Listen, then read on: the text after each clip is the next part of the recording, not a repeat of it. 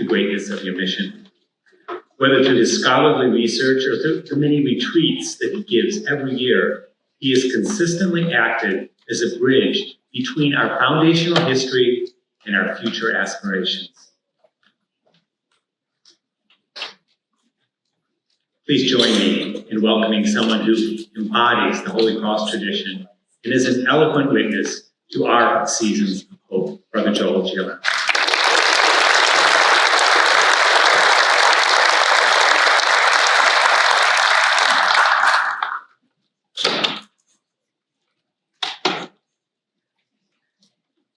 Richard, thank you for that gracious introduction.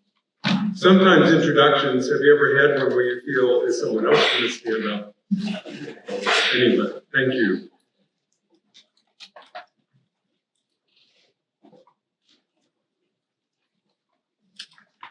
In the 1841 edition of a small booklet that he published annually for several years, Father Moreau wrote about education, about what we were doing in education, about the students in the schools.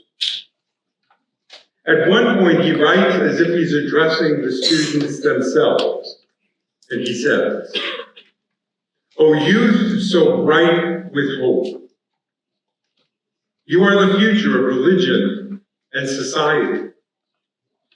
Yes, if our voice as your educators is heard and understood, we will open pure springs from which you will draw truth and light, and learn the way that leads to true integrity."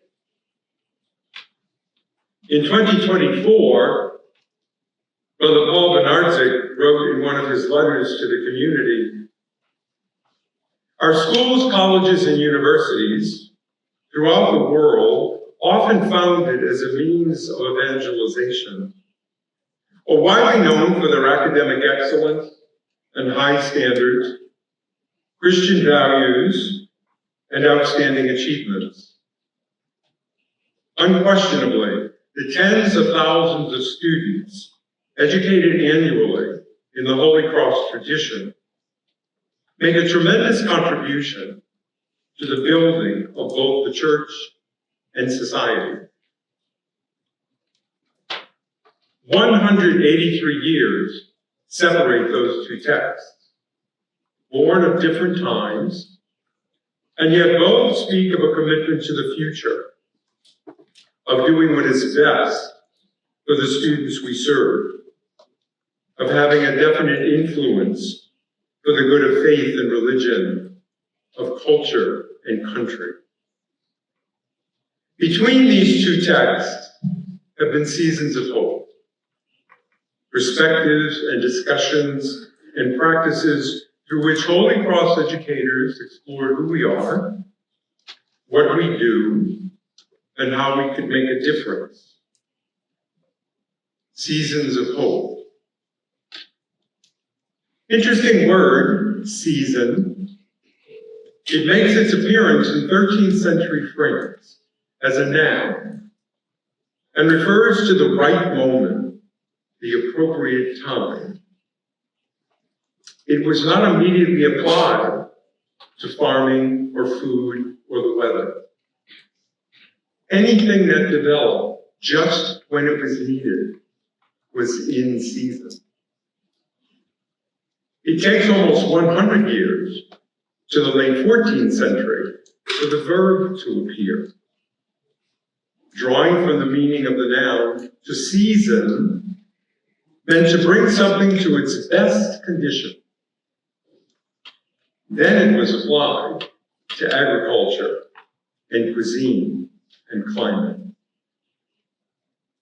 Holy Cross Institute is both in season and its season. It is here for us now, at the appropriate time, as we continue to explore what we are called to do as Holy Cross educators. The Institute's work, and especially our participation in it, seasons what we do, bringing it to the best condition for the good of our students, and by extension, as Moreau would say, for the good of our world. Seasons of hope are necessarily seasons of providence. Yes, Holy Cross Institute is 20 years old. But no, we cannot go back to 2006 and simply move forward expecting that we will see everything that the Institute has become. Providence takes a much longer view.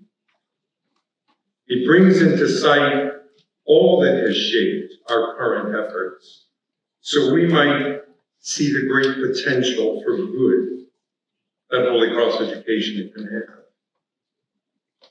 By that same providence, we acknowledge those gifted predecessors on whose shoulders we stand to continue our work and to look with hope toward the future, confident that we can and will contribute to preparing the world for better times than ours. Come with me then on a brief journey through some seasons of hope that have been guided by providence and have brought us to this day. The first mention of Holy Cross educators coming together and coordinating their efforts is 1843. In a letter at the beginning of that year, Father Moreau expresses his appreciation that the brothers have regularly attended the conferences, as they were called. The conferences were gatherings of those involved in education in a particular region to discuss methods of teaching being used, resources needed, as well as any problems they were encountering. I say the first mention because it is difficult to know exactly when the conferences began, even though it's evident they had been going on for some time. They may extend as far back as the 1830s with Father Dujarrier and the work that Brother Andre Motet did in visiting the schools, in overseeing everything from the quality of training that the brothers received to the various approaches used in directing the schools, to addressing difficulties with local pastors and bishops, if you can imagine that. In 1844, Moreau had a small book prepared, used but never published, which covers various practical aspects of organizing and operating a school. 12 years later, much of that material would become part 2 of his book, Christian Education. It's no doubt that material would have been used for discussion at the conferences. In 1848, Father Moreau mandates the meetings of the conferences. 1848, maybe because the July monarchy of Louis Philippe had just collapsed, and Father Moreau had concerns about what policies the newly proclaimed Second Republic might implement. Or maybe because he had made, in fact, significant progress in receiving accreditation for the school in Le Mans and did not want to jeopardize that. His mandate called for particular conferences, which met monthly in regions where people could easily contact one another, and for a general conference that met annually in Le Mans under the presidency of Moreau himself. The purpose of the conferences was threefold: to assure the quality of the work already being done, to monitor the consistency of teaching methods being used, and to support the educators and nurture union among them. Just as it is difficult to know when the conferences began, It's not known exactly when they were discontinued. Moreau mentions them in a letter in 1853, but not after that. Possibly the conferences continued until Christian Education was published and recommended as a guide for all the schools where Holy Cross was served. Maybe in the 1860s, when there were increasing disagreements and tensions with Moreau himself, leading to his resignation and the sale of the school and all the properties in Lamont. In any case, this first season of hope was also a season of articulation. What we know as Holy Cross education was being formulated, expressed, practiced, tested, and adopted. Providence was at work. And however many years the conferences actually existed, they gave shape to perspectives and practices that would mark the way that Holy Cross educators directed schools and influenced students.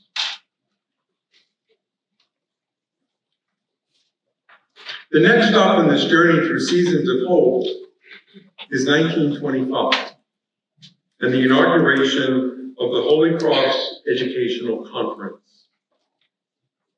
Those involved in this conference were primarily, but not only, brothers in the United States. The purpose of the conference, as stated, was to improve methods in teaching, to strengthen and standardize curricula, and above all, to reinforce and develop the educational traditions of the congregation. Beginning in 1926, there were annual gatherings of the conference, usually on the campus or in the vicinity of the University of Notre Dame. Those gathering of 100 plus brothers and other educators included presentations and discussions on a wide range of topics, such as standardizing curricula, best methods for teaching particular subjects, inclusion of Catholic social teaching in curriculums, and of activities in which students could see and experience those principles in action, and the continuing need for upgraded materials. With this strengthening of curriculum, educators recognized the insufficiency of some texts used in the schools. In addition to a regularly published bulletin covering many topics, the Holy Cross Educational Conference encouraged and even commissioned members to write books. During this season, there were textbooks written on sciences, history, general reading books, lives of the saints, and other historical figures, usually with teachers' guides. They were published, distributed, and used widely. Some of those publications were adopted by the Catholic and the public school systems, so recognized was their quality. That could happen because those books were mentioned when Holy Cross educators participated in meetings of the National Catholic Education Association and discussed pressing issues with a wide range of educators. The Holy Cross Educational Conference continued until 1966. By that time, there were seismic changes unfolding in the church. A reduction of new religious vocations, but an increase in colleagues who believed and wanted to be part of continuing the Holy Cross approach to education. By this time also, at least for the men's community, there would soon be 6 provinces in the United States, 3 of which were brothers with schools. Each province tended to focus its attention on the schools associated with it. and that reality continued for some years.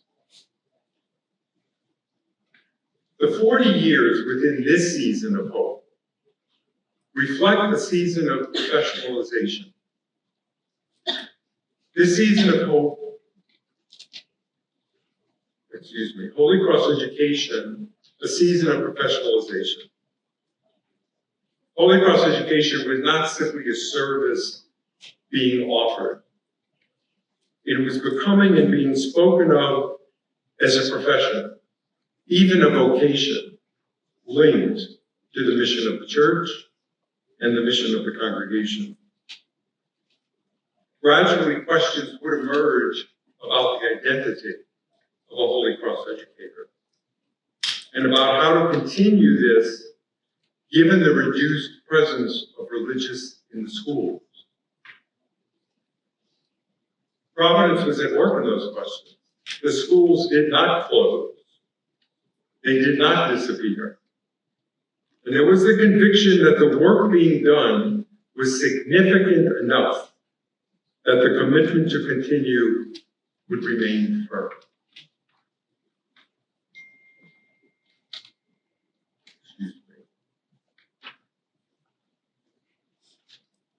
This journey brings us from the late 1970s to the 1980s and into the 1990s.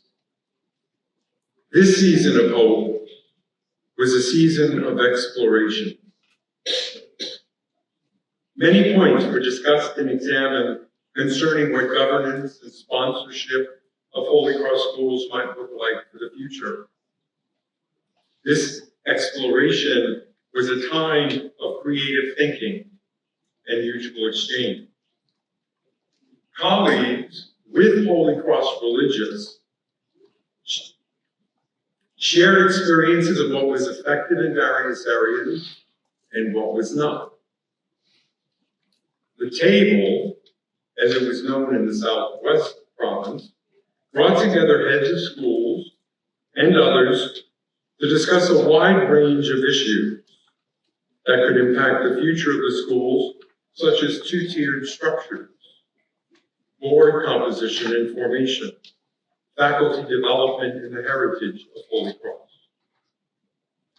Needs for specific resources were identified. Student leadership gatherings, summer immersion programs, and retreat initiatives were born from discussions at the table. In this season of exploration, colleagues affirmed and articulated that they already had a share, a significant share, in shaping the future of Holy Cross education. And the religious understood that they were not alone in preserving and promoting that education. The 21st century was fast approaching, and Holy Cross educators, as they had done since the time of Moreau, wanted and worked to be prepared so they could respond to whatever challenges might emerge.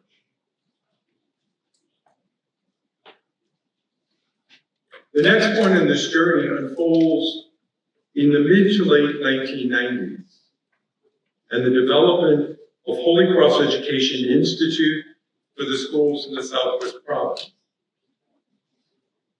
Also in the late 90s, for schools in the Eastern Province of Brothers and Midwest Province, there developed Holy Cross Education Ministries. Both the Education Institute and Education Ministries work to support educators through annual gatherings, the distribution of available heritage resources, and the creation of new resources. The education and formation of faculty, administrators, and board members became very high priorities. The Holy Cross Education Institute also focused on ways to communicate the heritage, to create storytellers, to build networking among the schools, to sponsor faculty retreats.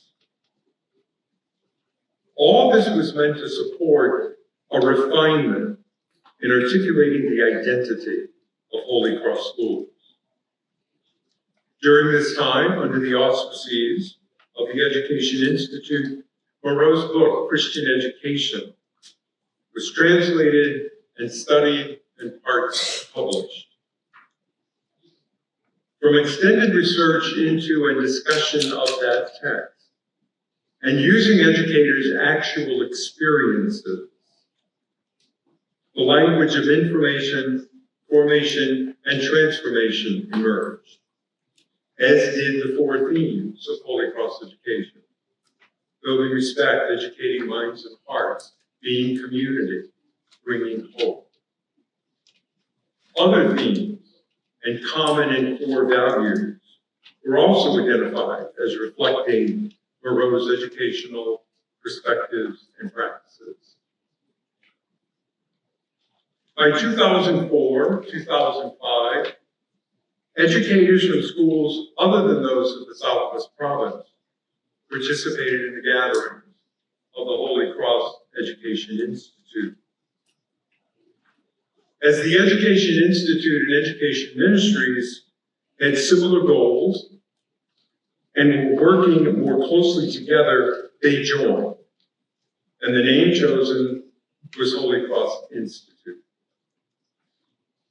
This brings us to 2005, 2006, and the conversations with Dr. George Martin, as you saw, president of St. Edward's University, which led to the inauguration of the Holy Cross Institute at St. Edward's University. This season of hope was also a season of expansion, not simply horizontal expansion in terms of the variety of topics to be considered, but also a vertical expansion, a commitment to probe the educational heritage of Holy Cross as deeply as possible to enhance the formation of educators. And their work, your work, which supports students to be well equipped for making decisions in response to the contemporary and complex issues they would inevitably encounter.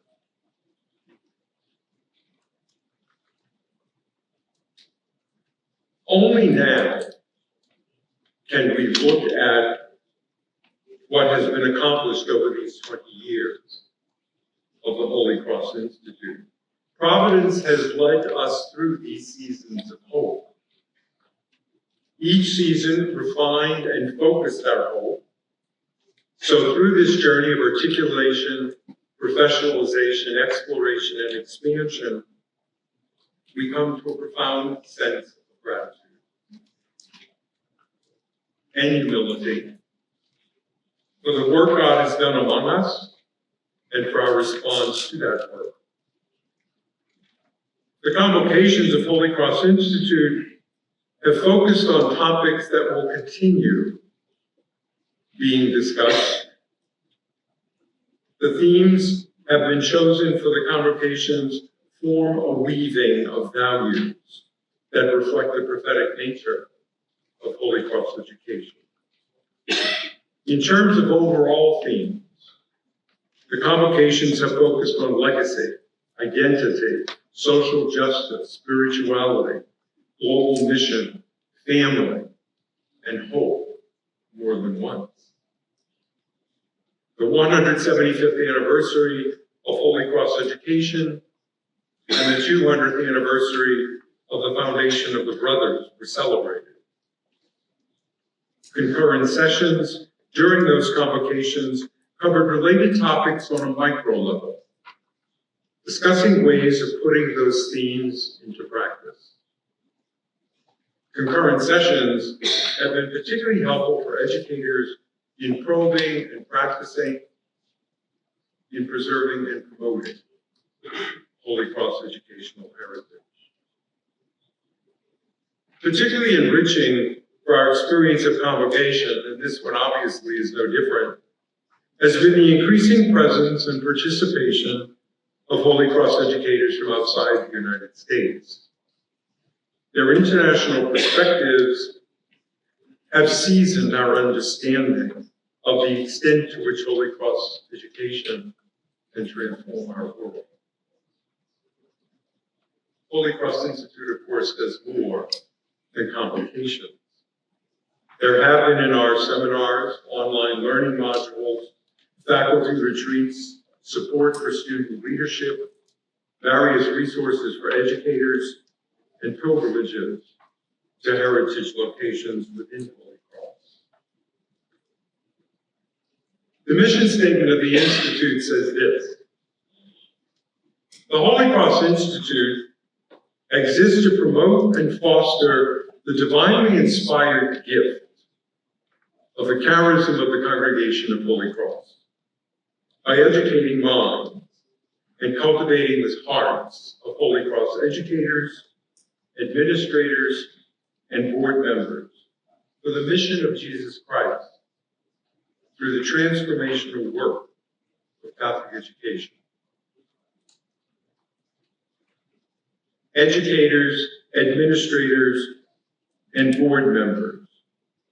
Yes, but the ultimate beneficiaries of all this are the students we have informed and formed over the past 190 years since Holy Cross education began.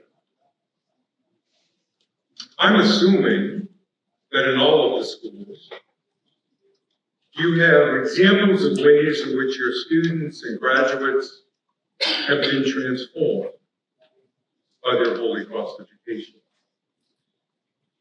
I would like you to hear just one student. In 1862, the valedictorian of Notre Dame de Sainte Croix in Le Mans, addressing his fellow graduates, said this: to develop and enrich one's understanding, but above all, to ennoble one's heart and strengthen one's character for life's struggles. This is education. In whatever situation Providence places us, to whatever ministry it calls us, whatever humble or high post it confides to us, we will keep our family spirit. We will sense a closeness to one another, as long as we remain faithful to the same cause and covered by the same flag, which is the cross. Clearly, his education did and would continue to make a difference in his life. It has been 183 years since those first conferences brought together Holy Cross educators. And the seasons of hope since then have fashioned what Holy Cross Institute is and does. Now we are in a season of wisdom. The simple truth is that we speak of Holy Cross education today more fluently than any time in the past. Much work has been done. And there is much work yet to be done because wisdom, like hope, is not self-sustaining. It is supported by our gratitude for all that has been done and by our determination to do whatever is necessary for advancing our vocation and mission as educators. Some definition of hope limited to being about the future. Hope is about the present, about what we can do now to nurture transformation in our students, ourselves, our world. Hope is about what we believe as it has been shaped by these seasons. I have just a few points I would ask you to consider. Consider it as something of a creed for Holy Cross educators. We believe Providence does take a long view of our work and our experiences, And so should we. Simply because some things do not progress as we plan or expect is no indication that God is not working with and through us. We believe hope is always in season because it is rooted in the conviction that we are doing God's work, and because our colleagues and our students are worthy of that work. We believe with Moreau that the image of God is imprinted in the hearts of our students, even when their behaviors and attitudes more than camouflage that truth. Guiding them to live that image is the privileged responsibility of educators.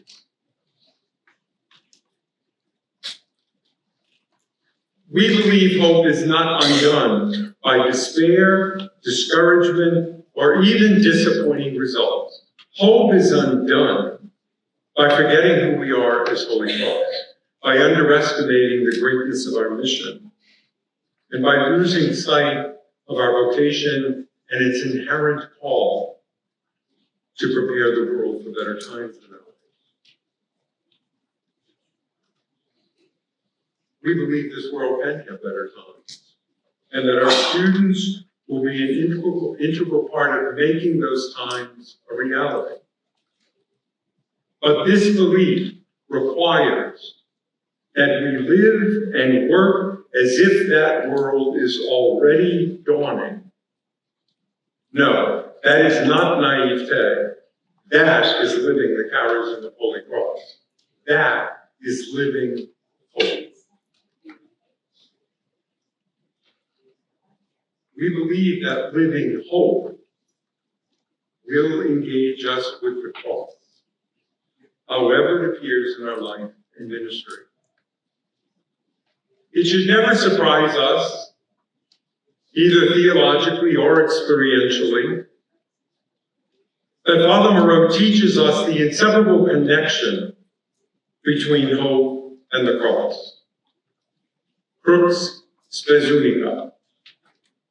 That must be more than a slogan for us, for it gives us the vision to see and the zeal to prepare for a world of better times than ours.